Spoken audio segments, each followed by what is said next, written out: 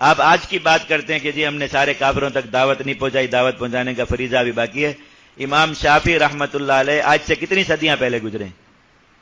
1150 1200 سال پہلے گزرے آج سے۔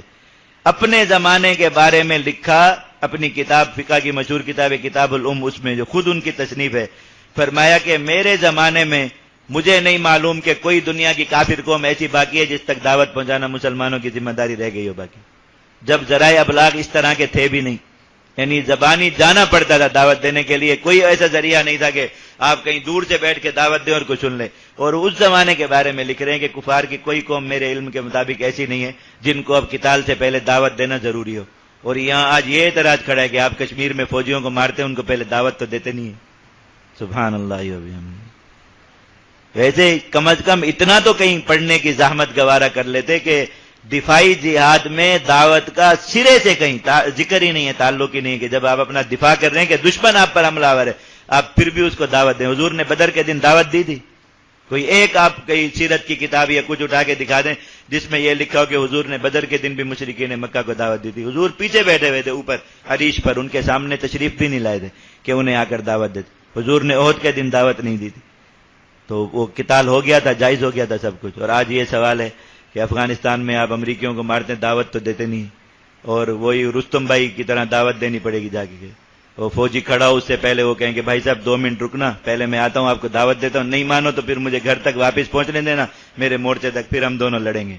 وہ بھی آگے سے کھڑا رہے گا، اور رستم بھائی تھوڑی ہیں جو کھڑے رہیں گے اس طرح۔ یہ رستم بھائی کو جانتے ہیں آپ؟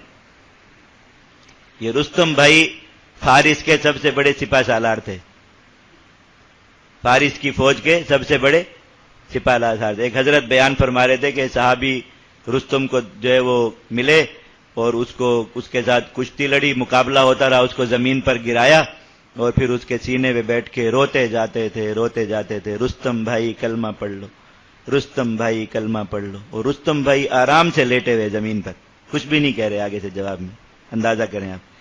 لیکن کوئی یہ پوچھے کہ حضرت دعوت کا یہ انداز کیسے جائز ہے کہ آپ کسی کو دعوت دینے کے لیے پہلے اس کو زمین پر گرائیں، پھر اس کے سینے پہ چڑھ کے سوار ہو کے بیٹھ جائیں اور پھر اسے کہیں کہ رستم بھائی کلمہ پڑھ لو؟ یہ جائز ہے دعوت میں اس طرح کرنا؟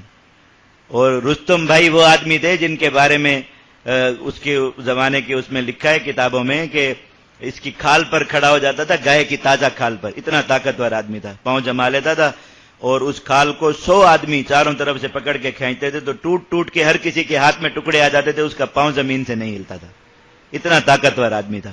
اور 1000 مرد اس کو کہتے تھے کہ اکیلا 1000 لوگوں سے لڑ سکتا ہے۔ وہ اتنا شریف آدمی تھا کہ صحابی اس کو گرا کے اس کے سینے پہ بیٹھے رہے اور رستم بھائی آرام سے زمین پر لیٹے رہے۔ اور آگے پھر تاریخ خاموش ہے کہ رستم بھائی مارے گئے یا رستم بھائی زندہ رہے۔